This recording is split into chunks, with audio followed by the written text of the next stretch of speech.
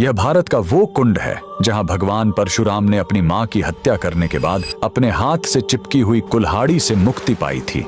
यह कहानी है महान ऋषि जमदग्नि और उनकी पत्नी पतिव्रता रेणुका की। कहते हैं रेणुका हर दिन नदी से कच्चे घड़े में पानी लाती थी और उनके सतीत्व के बल से वह घड़ा टूटता नहीं था। उनके 5 पुत्र थे जिनमें सबसे छोटे थे विष्णु अवतार परशुराम। एक दिन रेणुका ने नदी में कुछ गंधर्वों स्वर्ग के संगीतकार को जल क्रीड़ा करते देखा। उन्हें देखकर एक पल के लिए उनका मन मोह में पड़ गया और उसी क्षण उनके सतीत्व का बल टूटा और कच्चा घड़ा टूट गया। जब वो आश्रम लौटी तो ऋषि जमदग्नि ने अपने योग्य बल से जान लिया कि उनका मन भटक गया था। वो इतने क्रोधित हुए कि उन्होंने अपने पुत्रों को आज्ञा दी, अपनी मां का वध कर दो। जब चारों बड़े भाइयों ने मना कर दिया तो क्रोधित पिता ने उन्हें तुरंत पत्थर बन जाने का श्राप दे दिया। इसके बाद परशुराम ने पिता की आज्ञा को अपना धर्म समझा। उन्होंने भारी मन से अपनी कुल्हाड़ी उठाई और अपनी ही मां का सिर धड़ से अलग कर दिया। उनकी आज्ञाकारिता से प्रसन्न होकर जमदग्नि ने वरदान मांगने को कहा। परशुराम ने तुरंत अपनी मां को फिर से जीवित करने और साथ ही पत्थर बन चुके अपने चारों भाइयों को भी मुक्त करने का वर मांग लिया। सब फिर से जीवित हो गए, मानो कुछ हुआ ही ना हो। लेकिन कहानी यहीं खत्म नहीं हुई।